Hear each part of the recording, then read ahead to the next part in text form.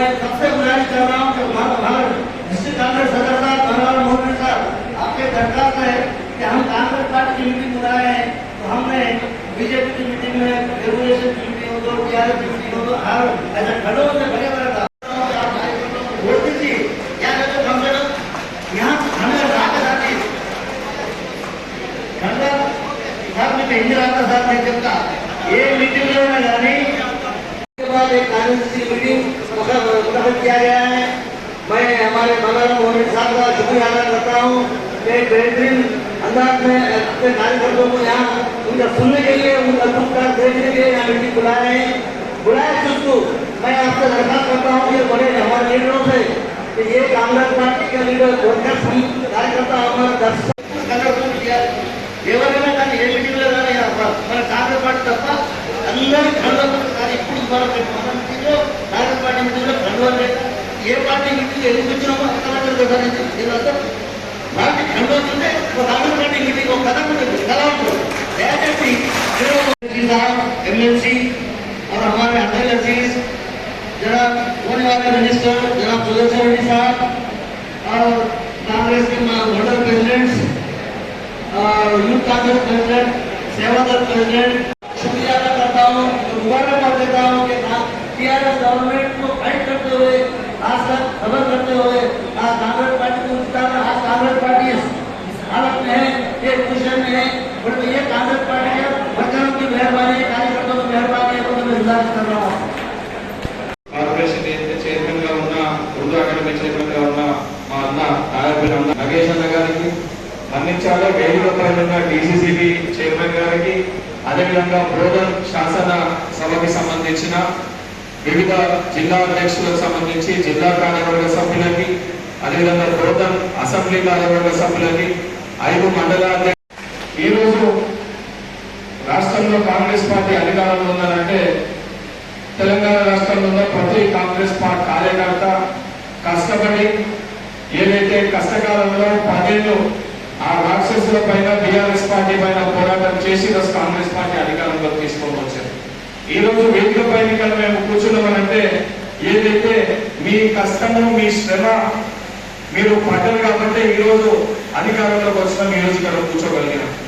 కానీ ఇది క్షేత్ర స్థాయిలో ఇంకా బలపరచాలి, ఇంకా బలంగా దీన్ని చేయాలనే ఒక ఉద్దేశంతో సంస్థాగతంగా కాంగ్రెస్ పార్టీని బలోపేతం చేయాలనే ఉద్దేశంతో ఏఐసిసి అధ్యక్షులు మల్లికార్జున ఖర్గే గారు, రాహుల్ గాంధీ గారు భారతదేశ వ్యాప్తంగా ఏదైతే జిల్లా స్థాయి, మండల స్థాయి, బ్లాక్ స్థాయి, గ్రామ స్థాయి అధ్యక్షులు వారి యొక్క బాధలు, వారి యొక్క విన్నపాలు, వారి యొక్క విజ్ఞప్తులు తెలుసుకునే ఉద్దేశంతో తెలుసుకొని సముచిత స్థానంలో సరైన వ్యక్తుల్ని నియమించాలనే ఒక పద్ధతిని ఏదైతే ప్రారంభించడం జరిగింది. ఆ ప్రారంభించడంలో భాగంగా గుజరాత్, తెలంగాణ ఈ 2 రాష్ట్రంలో పైలట్ ప్రాజెక్ట్ ఈ కార్యక్రమాన్ని ప్రారంభించినాం. ఈ నియోజకవర్గంలో మేము పాత కొత్త ఎందుకంటే తెలంగాణ రాష్ట్రంలో కాంగ్రెస్ పార్టీకి ఉన్న అందరికంటే కూడా సీనియర్ గా మొదటికెళ్ళి కూడా కాంగ్రెస్ పార్టీ ఉన్న వ్యక్తులు పెద్దలు మీ శాసనసభ్యులు సుదర్శన్ రెడ్డి గారు. సో వారికి ఏదైతే ఏ సిద్ధాంతాలు ఏదైతే వారు పాటించి మొదటికెళ్ళి కూడా కాంగ్రెస్ పార్టీని బలోపేతం చేసి ఉన్నదో అసలు సరైన కాంగ్రెస్ పార్టీ కార్యకర్తలనే మండల స్థాయి, బ్లాక్ స్థాయిలలో నియమించాలనే ఒక ఉద్దేశంతో 2017 ఇంతకు మా సోదరుడు తిరుపతి గారు చెప్పినట్టు 2017 ముందున్న వారికే ఈ పదవిలలో వారికి నియమించాలనే ఉద్దేశాన్ని పెట్టడం జరిగింది. సరే ఈ ప్రక్రియ ఏ రకంగా ముందుకు తీసుకొని వెళ్ళాలంటే దీనికి సంబంధించి ఉన్న ఆల్రెడీ బ్లాక్ అధ్యక్షులకి, మండల అధ్యక్షులకి, బ్లాక్ అధ్యక్షులు అంటే ఒక బ్లాక్ కి సంబంధించి ఒక ఉన్నట్టున్నారు. అది ఒకటి మటుకు వేకెంట్ అంటే దాన్ని ఏ రకంగా చేస్తారో పెద్దలు చెప్తే ఆ రకంగా దాన్ని ముందుకు తీసుకొని వెళ్ళడం జరుగుతుంది. ఉన్న మండల అధ్యక్షులు ఎవరైతే ఉన్నారో ఉన్న మండల అధ్యక్షులు కూడా అఫీషియల్ గా మీ 3 ఫోటోస్ ఉన్న మండల అధ్యక్షులు ఎవరైతే ఉన్నారో మండల అధ్యక్షులు మీ 3 ఫోటోగ్రాఫ్స్, అదేవిధంగా మీ ఓటర్ ఐడి కార్డు, దానితో పాటు మీ డీటెయిల్స్ ఈ మీటింగ్ అయిపోయాక మీ డీటెయిల్స్ అందిస్తే సార్ అని చెప్పి ఇక్కడ అబ్బాయి సోషల్ మీడియా చూస్తాడు, మీ అబ్బాయికి డీటెయిల్స్ ఇస్తే దాన్ని ఇమీడియట్గా ఇప్పుడే దాన్ని ఎంటర్ చేసి సబ్మిట్ కోఆర్డినేట్ చేస్తే మీతో మాట్లాడి మీ డీటెయిల్స్ లేకపోతే పంపిస్తే సాయంత్రం లేదా లక్ష్మణ్ డిసిసి పిఆర్ఓ లక్ష్మణ్ కూడా ఇక్కడే ఉన్నాడు. ఆ లక్ష్మణ్ బాబుతో కోఆర్డినేట్ చేసి దాన్ని సబ్మిట్ చేయవలసిందిగా మీకు విజ్ఞప్తి చేస్తున్నాం. బ్లాక్ అధ్యక్షులు, మండల అధ్యక్షులు, దానితో పాటు ఎవరైనా కొత్త ఆశావాహులు ఉన్నా లేదా సోషల్ ఈక్వేషన్ గా ప్రతి చోట తప్పనిసరిగా ఏదైతే కొత్త మండలాలు నియమించడానికి ఒక్కొక్క మండలానికి 5 పేర్లు ఇవ్వవలసిన అవసరం ఉంటుంది. దాంట్లో ఎస్సీ, ఎస్టీ, బీసీ, మైనారిటీ ఉంటే మైనారిటీ, ఓసీ తప్పనిసరిగా 5 సామాజిక వర్గాలకు కలిపి ప్రాతినిధ్యం వహిస్తూ 5 పేర్లు ప్రపోజ్ చేయాల్సిన అవసరం ఉంటుంది. దానితో పాటు బ్లాక్ అధ్యక్షులకి ఏదైతే సంబంధించి 3 పేర్లు, దానితో పాటు బ్లాక్ అధ్యక్షులకి 3 పేర్లు. ఇది అసెంబ్లీ స్థాయి మీటింగ్ లో మనం చెప్పే ఒక సందేశం. మరి గ్రామ అధ్యక్షులు ఏ రకంగా ఎన్నుకోబడితే మరి గ్రామాలు ఏ రకంగా అంటే దానికి సంబంధించి ఏ రకంగా ఇవాళ నియోజకవర్గ స్థాయి సమావేశాన్ని పెట్టుకున్నామో ఇదే స్థాయిలో 5 మండలాలలో అదేవిధంగా మీకు సంబంధించిన ఏదైతే టౌన్ లో సపరేట్ మీటింగ్స్ పెట్టుకోవడం జరుగుతుంది. ఆ రోజు ఆ మీటింగ్స్ లో కింది స్థాయిలో గ్రామాధ్యక్షులు ఏ విధంగా ఎన్నుకుంటారు, ఆ గ్రామానికి సంబంధించి ఏ విధంగా సోషల్ ఈక్వేషన్ అంటే అన్ని సామాజిక వర్గాలకి అన్ని కులాల వారికి ఏ విధంగా రిప్రజెంటేషన్ ఉండాలనేది మండల మీటింగ్స్ లో దాన్ని డిసైడ్ చేసుకోవడం జరుగుతుంది. సో ఎవరైతే దీనికి సంబంధించి మీరు ఇంట్రెస్టెడ్ ఉన్నా దానితో పాటు 3 సంవత్సరాలు ఏదైతే ఆల్రెడీ మండలాధ్యక్షులుగా ఉంటే వాళ్ళని ప్రమోట్ చేయడం జరుగుతుంది. 3 సంవత్సరాలు ఆల్రెడీ మండలాధ్యక్షులు 3 సంవత్సరాలు పూర్తయితే మిమ్మల్ని జిల్లా స్థాయిలో జిల్లా కార్యవర్గంలో మిమ్మల్ని ప్రమోట్ చేసి ఆ స్థానంలో కొత్త వాళ్ళకి ఎవరికన్నా అవకాశం ఇవ్వాల్సిన అవసరం ఉంటుంది.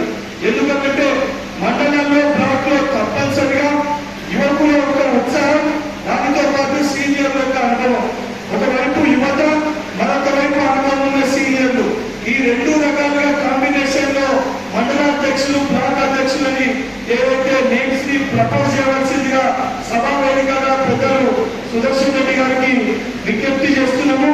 తప్పనిసరిగా ఏదైతే రాబోయే ఎవరికి ఎటువంటి ఇబ్బందులు ఉన్నా ఆల్రెడీ పెద్దలు వారు ఇక్కడ ఉన్నారు.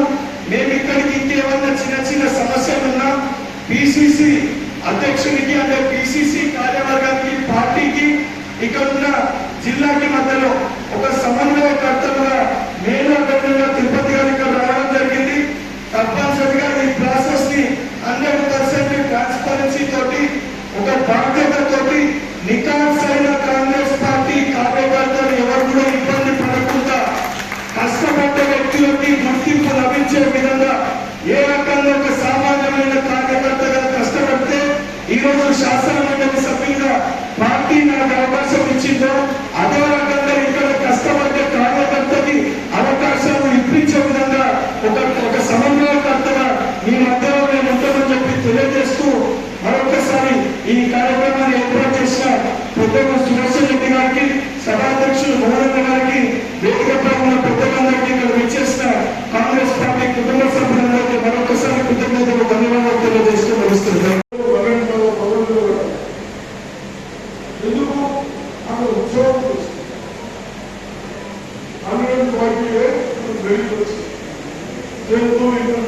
గవర్నమెంట్ స్కూల్ కోసం అందరికీ అభినందించున్నాను.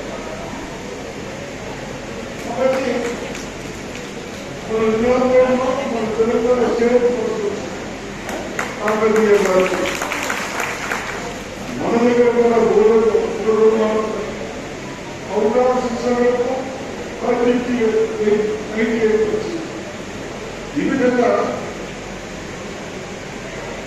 గవర్నమెంట్ కానీ ప్రైవేట్ కానీ